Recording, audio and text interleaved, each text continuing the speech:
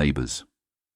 Sarah pushed open the door to apartment 3B, carrying a box of kitchenware as Michael followed behind, lugging their TV. They set down the items and looked around at their new home, a modestly sized one-bedroom in an older building in the city. "Well, this is it," Sarah said, trying to inject some enthusiasm into her voice. "Our very first place together."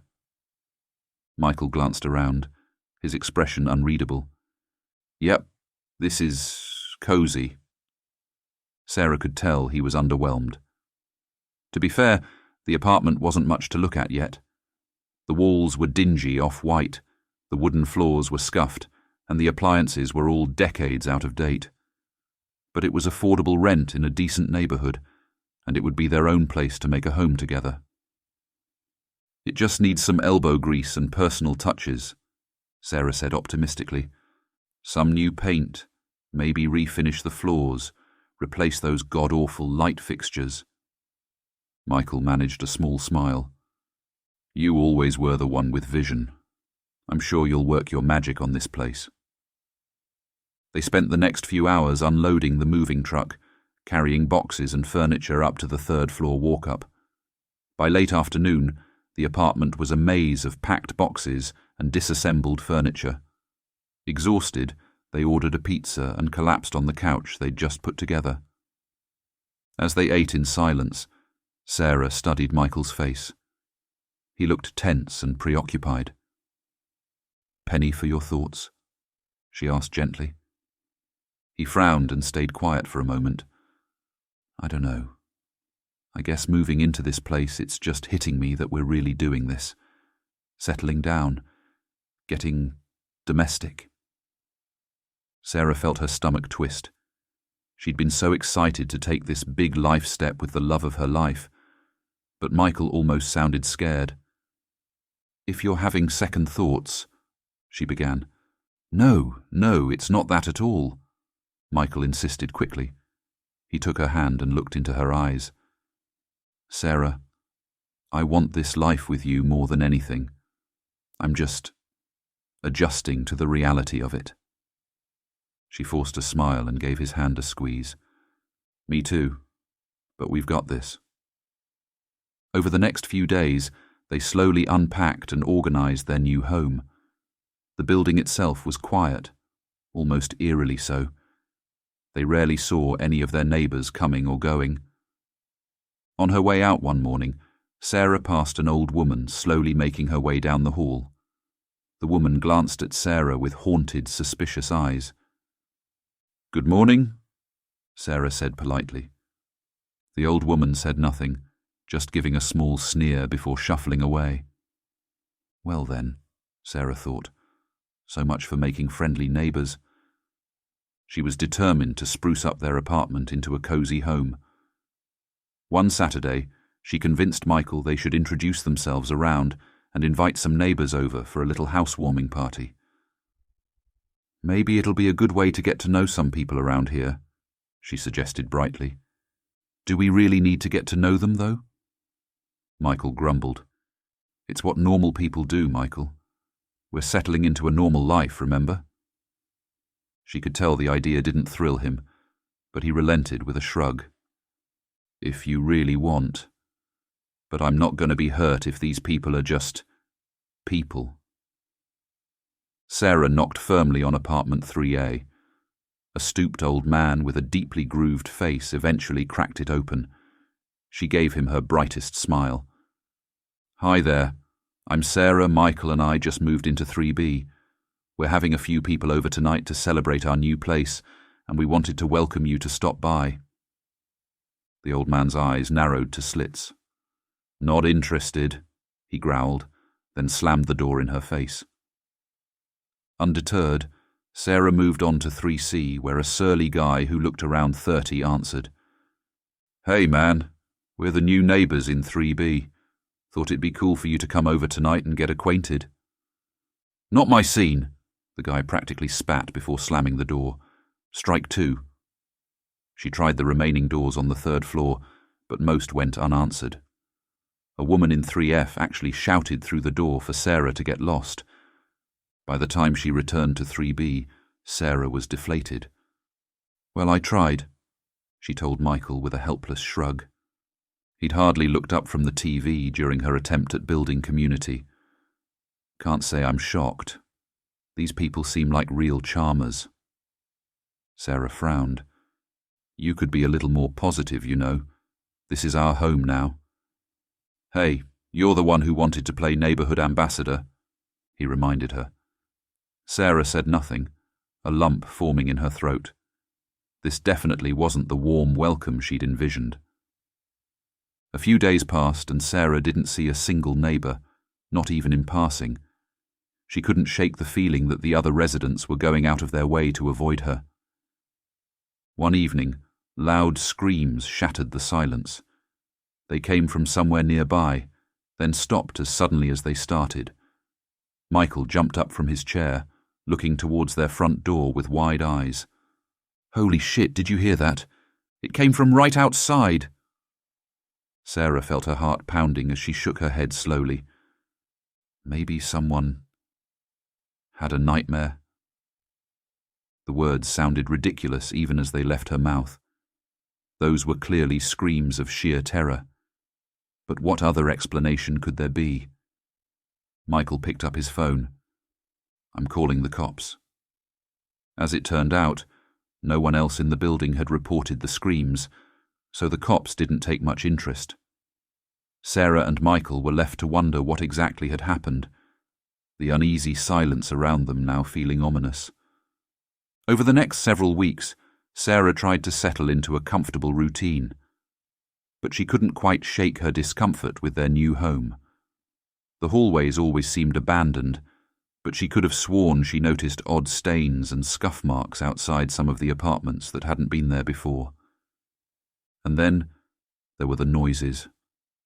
Late at night, she'd hear faint thumps or what sounded like muffled cries, always quickly smothered into silence. Every time she went to investigate, the sounds would stop and the hallway appeared deserted. One night, it got even more unsettling. Sarah awoke just past 3 a.m. to the sound of something being dragged through the hallway. It was a long, slow, scraping noise, punctuated by a few dull thuds. It seemed to come from right outside their door, whatever it was heavy enough for her to feel the vibrations through the floor. She lay frozen as it drew closer, paralyzed with dread. Right outside their door, the sound stopped. There was silence for one endless moment, then a faint whistling sigh of air before the sound slowly receded down the hallway and faded away. Michael slept through the whole thing, seemingly unable to hear it. Sarah stayed awake the rest of the night, clutching the covers tight as her heart pounded. By daylight, she almost convinced herself it had been a nightmare. But the image of the grimy, tarnished hallway floors outside refused to leave her mind. Not long after, Sarah finally spotted one of their neighbors out in the hallway. It was the creepy old woman from 3G that Sarah figured must be in her 90s, bent halfway towards the ground. The old woman was shuffling slowly down the hallway, leaving a trail of something dark behind her. At first, Sarah thought it was dirt, until she noticed it was liquid. And whatever it was dripping from the woman's hands and sleeves as she made her way down the hallway. Suddenly, the woman stopped and slowly turned to face Sarah, regarding her with those same sunken, piercing eyes from before. Her wrinkled face cracked into a grin, bearing a mouthful of crooked, yellowed teeth. She stood there for a moment before turning back around and disappearing around the corner. Sarah shivered and quickly retreated back into her apartment, locking the door behind her. She couldn't get those dead eyes out of her head. And what was that liquid? Her mind immediately went to something sinister like blood. But could it really be? She tried to shake it off as just an unnerving elderly lady, but couldn't fully dismiss the thought. That's when she decided to voice her fears to Michael for the first time. "I know this sounds crazy, but have you noticed anything strange about this place? Or I don't know, about the people that live here?" Michael looked up from his laptop as she stood in the middle of the living room, arms folded tight. "What do you mean?" "Sarah." She took a deep breath and pressed on. "It's just, everyone seems to go out of their way to avoid us. No one will make eye contact or even say hello back. And I keep hearing these weird noises at night, like something getting dragged through the hallway or muffled shouts that cut off suddenly." Now she had Michael's full attention. He cocked an eyebrow as she continued. "Then today, I saw that old lady leaving a trail of some dark liquid behind her, and the way she looked at me." Sarah shuddered. Michael let out a low whistle. "Okay, yeah, that does sound pretty creepy. Are you saying you think our neighbours are up to something shady?" "I don't know what to think," Sarah admitted helplessly. "Maybe I'm just being paranoid and this place has me on edge. But the thought has occurred to me that maybe there's something off about the other people in the building." Michael considered this for a moment, then slowly shook his head. "Nah, you're probably right. Occam's razor. The simplest explanation is usually the right one. This is just a crummy apartment building with some weird asocial tenants. Doesn't mean they're serial killers or anything." Sarah felt herself redden. "Of course not. You're right. That's just my mind going to crazy extremes." But was it really so extreme? Over the next few days, she couldn't dismiss her dark suspicions. One afternoon, she was alone in the apartment when a strange, pungent odour began drifting in from the hallway. It was familiar, but she just couldn't place it. Sarah stepped outside to investigate, only to have the smell hit her even stronger. An unmistakable copper stench like blood. It seemed to be coming from the apartment directly across from theirs. She listened intently and thought she could make out very faint noises, like something being scraped or chopped coming from inside. Her heart began to race as she pressed her ear against the door. Yes, there it was. Someone was definitely inside, the noises growing incrementally louder for a few moments before stopping completely. Suddenly, the door shuddered from the other side as if something heavy had been dropped right on the other side. Sarah gasped and stumbled backwards in shock. A minute passed in complete silence. Then a slow, rhythmic thud started up, like something being repeatedly struck with a heavy object. Thud. Thud. Thud. Trembling, Sarah fumbled for her phone with shaking hands to call the police. Just then, the sounds stopped as suddenly as they'd started. She heard the metallic scrape of a lock being turned, and chest pounding, she fled back into her own apartment, locking herself inside. Half an hour passed before Sarah finally calmed down enough to describe the sounds she'd heard to the police. But when 2 officers arrived and knocked on the other apartment, no one answered. The cops got the permission to kick in the door, bursting in with weapons drawn and searching every room. Minutes later, they emerged shaking their heads. The apartment had been vacant, not so much as a stick of furniture inside, and they found no signs of any disturbance or blood present. Michael looked towards Sarah with his eyebrows raised skeptically as the bewildered police officers apologized and took their leave. She could only stare back at him helplessly. "I know what I heard," she insisted. "Of course you did, babe," Michael said slowly. "But I gotta be honest, this is starting to sound a little paranoid." Sarah wrapped her arms around herself tightly. Something was happening here, she was sure of it. Michael might be willing to overlook the strangeness of their neighbours, but she couldn't shake the feeling that they'd stumbled into something dark. 2 nights later, Sarah awoke to the sound of footfalls outside their door. Holding her breath, she heard them continue slowly down the hallway towards the stairwell, the thumps smothered, as if whoever was walking was purposely trying to move stealthily. She was just working up the nerve to peek outside when a woman's muffled whimper sounded through the hallway. Sarah froze, heart in her throat, as the whimper was abruptly silenced with a solid thump, and the sound of a body hitting the floor. Michael still slept soundly in the other room. Sarah laid motionless, sweat beading on her forehead as her mind raced. She didn't dare move or call out, certain whoever, or whatever, was outside would be able to hear her. The intruder must have taken the woman out into the hallway for reasons Sarah couldn't comprehend. Was this all an unfortunate misunderstanding, and she was about to hear someone calling for help? Or was this the prelude to something unspeakable? She squeezed her eyes shut, praying for the sound of other voices or footsteps to prove this wasn't as bad as it seemed. But they never came. Instead, she heard a loud, visceral, ripping sound, like fabric being violently torn asunder. It was followed by a horrific, wet, shredding noise that caused Sarah's blood to freeze in her veins. Sarah laid paralyzed as the nightmarish noises continued in the hallway, her breath coming in shallow gasps. She heard a methodical tearing, slashing sound as if something, or someone, was being dismembered.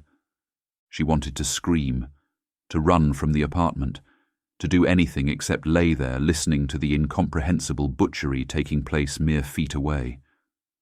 But she remained frozen, struck by the realization that making any noise could alert the monster doing this to their presence. And the last thing she wanted was to draw its attention. Just when she thought she couldn't take any more of the hellish cacophony, it stopped as abruptly as it had begun. A heavy silence descended over the hallway. Sarah prayed it was over, that the inhuman presence had left. But then came the sound of something being dragged slowly away, a long, scraping trail leading towards the stairwell. Only once the last echoes had faded did she finally allow herself to shudder and let the tears come. She lay there for what felt like hours, replaying the night's events over and over in her mind, until the first light of dawn began creeping in through the blinds. The next morning, Sarah was an emotional wreck. After fitfully tossing in bed awake most of the night, she had bags under her eyes, and her hands trembled uncontrollably. Michael noticed her disposition right away as she silently picked at her eggs. "Babe, you look terrible. Did you sleep at all?" The words tumbled out before she could stop them. "I heard it. Last night. Someone was attacked right outside our door." Michael froze, his fork hovering in mid-air as the colour drained from his face. "What are you talking about? Attacked how?" Sarah could barely choke out the words. It sounded like they were being butchered, torn apart, like an animal." Now it was Michael's turn to let his fork clatter uselessly onto his plate as his eyes went wide with shock. Jesus, Sarah. The screams, the sounds of flesh being ripped and slashed. I've never heard anything so horrible in my life. She shuddered violently, fighting back a wave of nausea as she relived the nightmarish sounds. Michael seemed to be processing this revelation.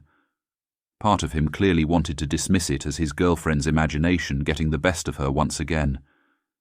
But the look of sheer terror and visceral disgust in her eyes gave him pause. Finally he spoke, his voice barely above a whisper. "Who could do something so monstrous?" Sarah met his gaze, her own eyes haunted. "I don't know, but I think it has to be one of the others in the building, one of our neighbours." They both froze at the words, the implication finally sinking in with full force. One of their reclusive, odd-behaving neighbours, who Sarah had noticed suspicious stains and sounds from before, was almost certainly responsible for the inhuman savagery she'd heard last night, which raised a horrifying question. "Do you think they're all like that?" Michael wondered aloud, his voice trembling slightly. Sarah could only shake her head, dumbfounded. "I don't know what to think, but I just have this feeling like we've moved into a nest of something sinister." Michael stood up abruptly from the table, unable to stomach another bite. He began pacing the kitchen, running a hand through his dishevelled hair as he tried to process this insane reality. "We have to get out of this place," he muttered, half to himself. "We have to move. File a report with the police so they can investigate and get these psychopaths—" "No!" Sarah interjected sharply, startling him. She'd played out this thought already in her mind, and was certain now that going to the authorities was a terrible idea. "What? Sarah, we can't just ignore— Don't you see?" She pressed on urgently. "If even one of these people really is capable of that level of violence, going to the police could be incredibly dangerous. What if they realize we're onto them? These people are our neighbors. They know where we live." Michael froze, catching her meaning. Calling in the cops or trying to move out could potentially provoke the ire of whatever unhinged minds were lurking in their midst. Their only relative safety at the moment was being just another faceless resident, unnoticed and unassuming. "So, what?" he asked, his voice barely above a whisper. "We just stay quiet and hope one of our neighbors doesn't decide to make us their next victim?" Sarah shook her head slowly. "We have to keep acting like nothing's wrong, at least for now. Maybe we can figure out a way to get out without raising any red flags, but making a scene or trying to expose them, I think that could be deadly." A heavy silence hung over them, both struggling to accept this unthinkable new reality they now inhabited. Living among monsters, having to play act and pretend nothing was amiss, lest they draw the attention of whatever depravities their neighbors were capable of.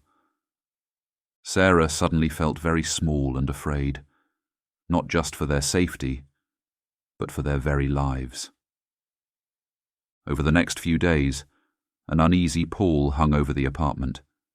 Sarah and Michael walked on eggshells, jumping at every small sound or creak from the hallway beyond their door. Sarah found herself peering furtively through the peephole at random, studying every detail of the quiet hallway for any sign of wrong. Each time they ventured outside, they averted their gaze from the other residents' doors, those innocuous portals that could be hiding unfathomable horrors within. Sarah felt like a trespasser in what was supposed to be her own home, tiptoeing through the halls and holding her breath lest she draw unwanted attention. At night, she stared at the ceiling wide awake as Michael slept fitfully beside her. Every little bump or thud had her straining her ears, wondering with sheer terror if the sickening sounds from that fateful night were about to start up again. More than once she sat bolt upright in bed, her heart pounding as she was certain she'd heard the muffled cries of another victim. A part of her almost wished they would hear the butchery repeated. As ghastly as the concept was, at least then they would know for sure their deepest fears were justified. The uncertainty, the sickening doubts over whether she had really heard what she thought she did, slowly ate away at her sanity over that next week. Sarah grew more paranoid and tense by the day. She became fixated on watching the other residents' comings and goings, studying them intently for any hint of what evil might be lurking underneath. The slightest odd behavior began taking on more nefarious undertones the longer she dwelled on it. Like the man from 3F who always seemed to have fresh nicks or scratches on his hands and arms whenever Sarah saw him. What was he getting into that caused such injuries? Or the woman across the hall with the thick brunette hair that constantly fell in limp strands around her sallow face, like pieces had been haphazardly torn out. And then there was the intense smell of chemicals that sometimes wafted from the old man's apartment next door, strong enough to choke Sarah any time she passed his door. She found herself categorizing them, analyzing their individual patterns and potential for violence.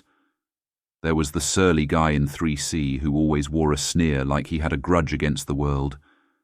Maybe he was the unhinged maniac capable of sawing someone apart in a fit of rage. Or it could be the strange, hunched couple from 3D that always seemed to slink about at odd hours, faces obscured as if they were constantly sneaking around. What did they have to hide? One by one, the innocuous residents she'd brushed off before now became potential masterminds of depravity in her suspicious, delusional state of mind. Gone was the notion of extending the benefit of the doubt. Her default was to assume the very worst about anyone who so much as looked at them funny. Even the little old lady across the hall, as sweet and harmless as she appeared, could secretly be some twisted amalgamation of Granny and Gremlin. What was once simple eccentricities now seemed like patterns of madness. That thumping noise you'd sometimes hear coming from 3A at all hours. Was it merely an old man with insomnia pacing his apartment? Or were they the footfalls of his latest victim being dragged to their doom?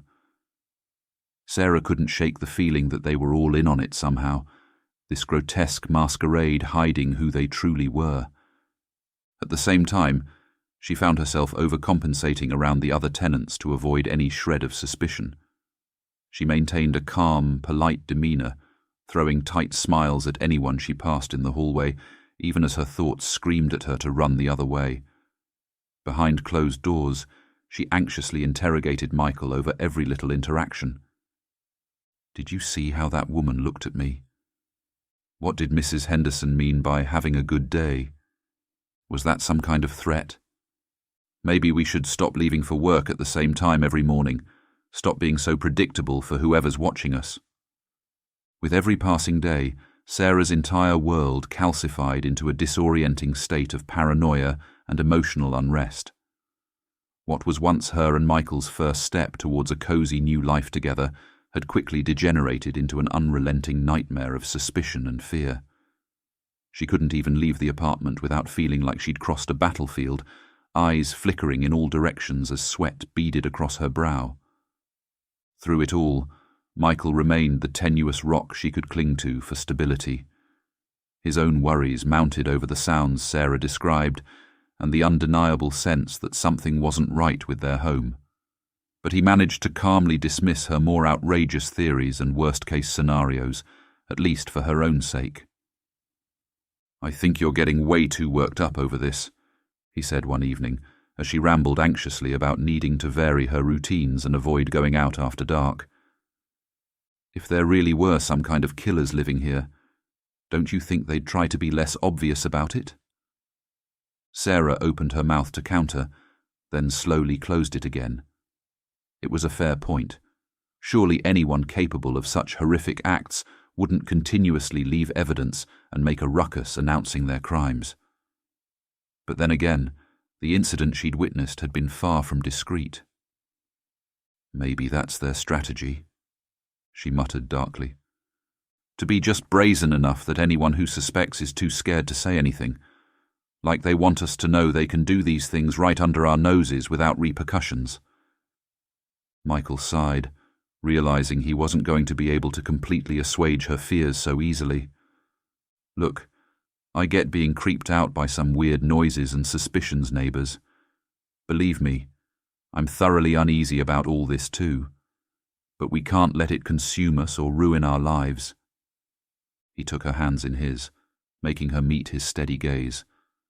"For now, we just have to keep our heads down and get through this. Then soon we'll be out of this weirdo building and things can go back to normal, okay?" Sarah forced herself to nod, trying to draw strength from his words. But things would never really go back to normal after all this. A small part of her feared. Not after knowing what she now suspected dwelled on the other side of those thin walls. She was forever tainted. Still, she clung to his reassurances like a life raft, his confidence helping to calm the turbulent waters of her anxiety, if only for a little while. As long as they were together, she could make it through this living nightmare. At least she hoped so before it was too late. It was just over a week after the incident that everything spiraled completely out of control. Sarah had been so on edge, she now saw potential threats everywhere she turned. On her way back from the corner market one afternoon, a group of rowdy college boys brushed past her on the sidewalk a little too aggressively, causing her to flinch. In that moment, she could have sworn one of them reached out and grazed her arm. Her eyes went wide with panic as she froze in place, heart racing as she anticipated an attack from any moment. When none came and the boys kept joking and shoving each other further up the block, she let out a shaky breath and scurried the rest of the way back to her building. As soon as she turned onto the street where she lived, she felt her stomach clench. Police cars and an ambulance were pulled up out front, their lights flashing ominously. Officers were stringing up crime scene tape as a gurney was rushed towards the vehicle, a body bag zipped up on top. Sarah stood stock still, the terror creeping back as her worst nightmares played out before her.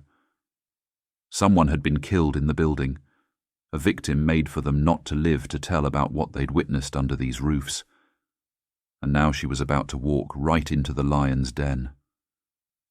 She considered turning back the way she'd come, to keep walking and never return. But where would she go? And Michael had no idea of the horrors waiting for him if he went back there. No, she would have to press on and hope the threat wasn't meant for her. Summoning her nerve, she hurried inside before any of the police could question her. Sarah rushed for the stairwell, only to nearly collide with another tenant hurrying down at the same time. It was the brunette woman with the lifeless eyes and matted hair, a person high on Sarah's potential suspects list. The woman gave her a strange look as she approached, one Sarah couldn't read. A look of surprise. Or was it something more sinister? "You'll want to avoid going up to the 3rd floor right now," the woman remarked, her voice curiously steady. "Seems there's been some kind of incident." She said the last word carefully, almost playfully, like they were sharing in some private joke. As Sarah met the woman's cold stare, a knot twisted in the pit of her stomach. There was something deeply unsettling about the way she spoke, a dark undercurrent beneath the nonchalant tone. What kind of incident?" Sarah managed, her mouth suddenly dry. The woman's thin lips curled into a subtle smile. "Well, that's for the police to determine, isn't it? But I've learned it's best not to dwell on such unpleasantries around here." She brushed past Sarah, their shoulders nearly grazing as she descended the last few steps. As the woman retreated down the hall without a second look, Sarah felt a shiver run down her spine. Was she imagining it, or had the woman's parting words carried a veiled threat? "Don't dwell on the unpleasantries around here, unless you want to be next." Sarah remained frozen on the landing for a long moment, her mind reeling as she replayed the bizarre encounter. She had the strangest feeling the woman knew something, perhaps everything, about the grisly scene unfolding upstairs. And she seemed to take a perverse delight in Sarah's discomfort. Mustering her courage, Sarah slowly ascended the rest of the stairs, taking deep, steadying breaths. She kept her head on a swivel, practically tiptoeing down the hallway to avoid drawing attention. The entire 3rd floor was swarming with police and crime scene techs, surrounding the door to 3F, the apartment of the man with the scraped hands and arms. Sarah's heart plummeted as uniformed officers ducked in and out, tracking evidence and securing the scene. Had her paranoid suspicions inadvertently struck close to the truth? She had catalogued him as one of the most likely suspects based on his brooding demeanour and unexplained injuries. And now it seemed some horrific act had played out behind those unassuming walls. Her mind raced, playing out various gruesome scenarios of what exactly could have happened to bring the police here in such force. Had the man finally lashed out in a fit of insane violence? Was he the depraved soul responsible for the atrocities Sarah suspected, finally getting his due? Or was he just the latest in a line of innocent victims to stumble into the crosshairs of their neighbours' depravities?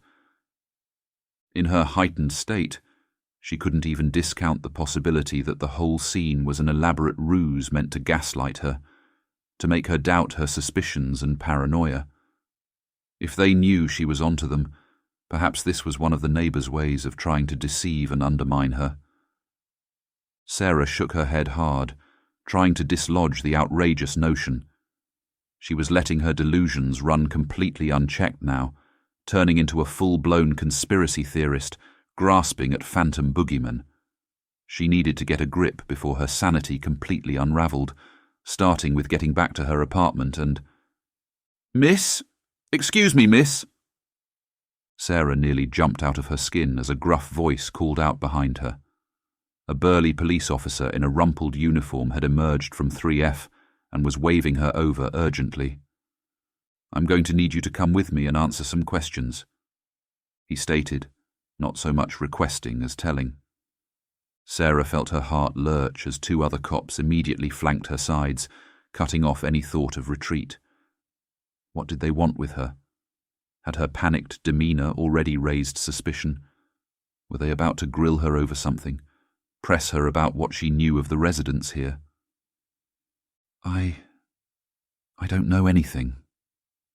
She sputtered nervously as they guided her none too gently towards the stairs. "I just lived down the hall.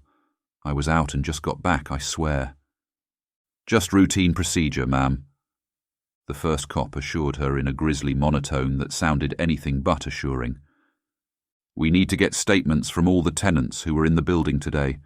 Now, if you'll come with us to the station—" Station? Sarah felt her pulse quicken with each passing second. This didn't sound like a friendly line of questioning.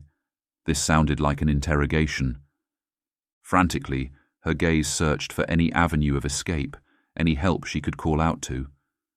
But the hallway seemed to mock her with its deafening silence and lack of allies. Only the impassive faces of the officers, firmly gripping her arms to escort her as a suspect. In the split second before they reached the stairwell, Sarah caught a blur of motion in her periphery. A curtain dropping back into place in 3G, the apartment of that disturbing old woman. Had she just been watching the entire scene unfold?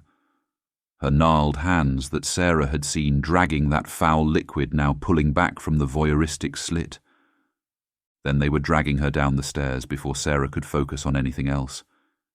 She opened her mouth, a scream building to call out for help, for Michael, for anyone to save her from what felt like a waking nightmare closing in. But just then, she remembered how this all had started.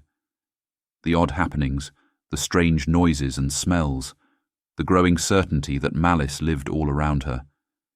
And now the police were certain to be in on it too, ready to conceal her away where her suspicions and knowledge of the truth could never reach the light. With a gut-wrenching certainty, Sarah realized there would be no help forthcoming. She was utterly alone in this, trapped among true monsters with no avenue of escape. So she said nothing as they escorted her out of the building and threw her into the back of a squad car, helpless to do anything except stare forward in numb shock. Just as she'd unravelled, the neighbours now had her right where they wanted. Sarah sat in stunned silence as the police car pulled away, feeling her world crumbling around her. She stared unseeing through the cage separating the back seat, her mind still struggling to process the nightmare that was now her reality. What was happening? Was she actually being charged with something? Detained as a suspect in what exactly? She racked her brain trying to figure out what explanations, what alibis she could possibly give to whatever crimes the police were pinning on her. But her thoughts remained a jumbled mess, equal parts confusion and dread over her situation. As the squad car merged onto the highway, Sarah's breath caught in her chest. They were taking her away from the neighbourhood, away from the only home she'd known, away from any last shred of familiarity or safety. A hard lump formed in her throat as the certainty washed over her. Whatever depravity was unfolding, whether by the hands of her neighbours or the police now manhandling her, she was well and truly trapped in its grips. The heavy steel mesh separating her from the impassive officers in front felt like bars on a cell, cutting her off from any hope of understanding or escape. No one was coming to explain this all away as a horrible misunderstanding, and she was utterly alone in navigating this fresh hell. Time seemed to distort as they drove in tense silence, 1,000 panicked thoughts cycling through Sarah's head as she analysed her predicament from every angle. What if she was being accused as an accomplice, or worse, the actual perpetrator, in one of the murders she was so fixated on? They wouldn't believe her ramblings about the suspicious neighbours and attempt to flee the madness. To the police, it would only further implicate her and prove her guilt. Or could this all be an elaborate ruse, the neighbours working in tandem to gaslight and torture her for witnessing too much of their deeds, drawing her out to interrogate her themselves under the guise of authority? The thought made her breath catch in her throat. Were they taking her somewhere to brutalise her, to ensure her silence? After what she'd heard in the hallway, she wouldn't put any atrocity past their capabilities. Sarah felt her composure rapidly deteriorating as her mind spun darker. She was adrift in a waking nightmare, no safe harbours or reprieves to be found. The hard truth settled in her gut that she might very well be on her way to an unspeakable fate and be utterly powerless to stop it. The lurching, paranoid spiral continued as the car pulled off the highway into an industrial area of warehouses and empty streets. Buildings loomed against the twilight sky, empty and imposing with no signs of activity. This was it. They were taking her somewhere to make her disappear for good. Sarah felt herself gripped by sheer animalistic panic. She caught sight of the nearest officer's sidearm and seriously weighed trying to grab it, shooting her way out in a hopeless last stand. Then the car slowed, pulling up to an unassuming older building, a police station. As the engine cut off and the doors opened, Sarah felt her terror shift into sheepish embarrassment. Of course they'd brought her here. Where else would they take someone for booking and processing? Not some shadowy den for extrajudicial tortures and executions. Am I really so far gone, she asked herself, that she would entertain such outlandish scenarios instead of the obvious? She chastised herself for her rattled mind reaching such ludicrous conclusions. This was a wake-up call that she was letting her suspicions completely unhinge her from reality itself. The two stone-faced officers opened her door and firmly took each of her arms, guiding Sarah into the station. As they marched her towards an intake room, she tried to steel her nerves and project an air of innocent confusion. "Excuse me, officers." She spoke up, forcing her voice to remain level. "I'm not sure what this is about, but I think there's been a mistake." "Save it," one of them grunted gruffly. "You'll have your chance to talk after we get you processed." Sarah opened her mouth to protest her innocence further, but was cut off by the clang of a metal door slamming open in front of her. She froze in place, mouth agape as two other figures emerged, figures she recognized all too well despite having never actually seen them before. The man shuffling forward with the scraped, weathered hands and unkempt beard, matching her description of the possible psychopath from 3F, followed by the sickly pale woman with the curtain of ragged hair half obscuring her sunken eyes, the same disturbing neighbour who had spoken the ominous words to Sarah as she left the building. But that wasn't even the most chilling part. As Sarah's gaze travelled downward in shock, she saw the blood. Thick crimson stains covered their clothes and hands, dripping down to the tiled floor beneath them. Fresh blood, turning Sarah's insides to ice. The male officer to her right followed her gaze and chuckled mirthlessly. "Oh, don't mind the mess, ma'am. We're just bringing you in for a little debriefing after these two scumbags' latest atrocities." He gave the dishevelled pair a look of pure disgust that they returned with matching leers of hatred. Sarah couldn't breathe. She couldn't process the reality unfolding before her eyes.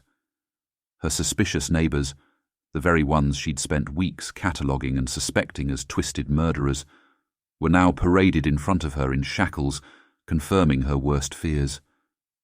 She wanted to scream, to cry, to run from this whole horror show and wake up to find it was just an extended night terror. Instead, she simply gaped, numb with shock and revulsion, as this latest grisly scene played out before her. A chaotic tableau of bloodied killers and grim-faced officers, bound together in some unholy pact she was only now being inducted into. As the group passed, the woman's dead eyes bored into Sarah's, her gaunt face twisting into a sickening facsimile of a smile. She cocked her head as if to convey mock sympathy at the haunted realization creeping across Sarah's face.